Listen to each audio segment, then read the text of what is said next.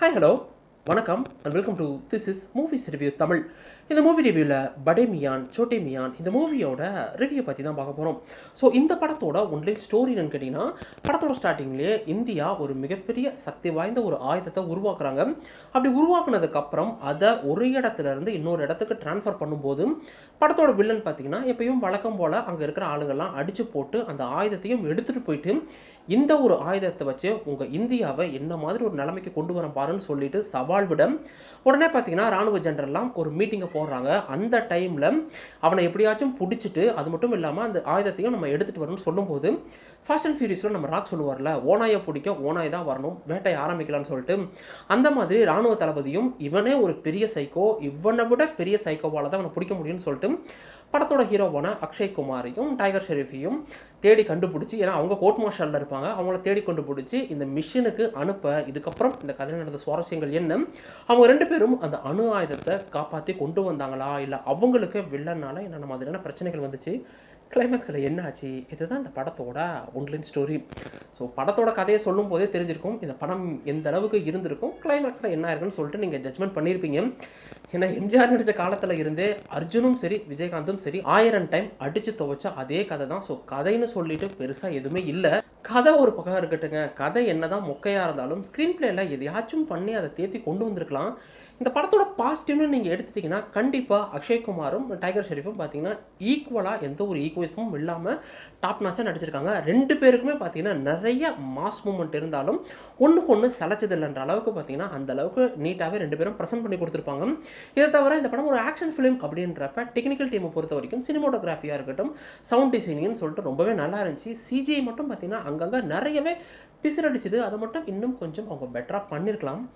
ஆனால் இதை தவிர இந்த படத்தில் பார்த்தீங்கன்னா பாசிட்டிவ்னு சொல்கிறதுக்கு எதுவுமே இல்லை. ஸ்டோரியை பற்றி பார்த்தாச்சு, ஸ்க்ரீன் பிளேன்னு பார்க்கும்போது படம் கிட்டத்தட்ட 2.5 மணி நேரம் ஓடுதுங்க. ஆனால் படத்தில் ஒரு சீன் நல்லா இல்லைன்னா பரவாயில்ல, எந்த ஒரு சீனுமே நல்லா இல்லைன்னா என்ன பண்ணுறது. படத்தில் 60 சீன் இருக்குன்னா 60 சீனுமே மாஸ் மூமெண்ட்டாக தான் இருக்குது.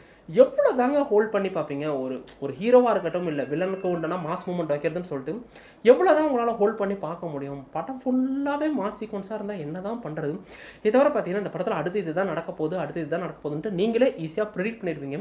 நான் 1000 படம் பார்த்தாச்சு இதுக்கு முன்னாடி, அதனால் இதுதான் நடக்க போகுதுன்னு சொல்லிட்டு ஈஸியாக ப்ரிடிக்ட் பண்ணிடுவீங்க. இதை தவிர இந்த படத்தில் பார்த்தீங்கன்னா டெக்காயின்னு சொல்லிட்டு ஒரு பொண்ணு வரும்.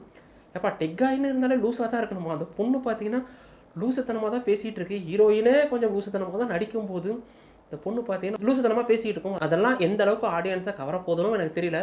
இதை தவிர பார்த்தீங்கன்னா இந்த படத்தில் லாஜிக் மிஸ்டேக் அள்ளி இருக்குது. படத்தில் லாஜிக் மிஸ்டேக் இல்லை, லாஜிக் மிஸ்டேக் தான் படமே.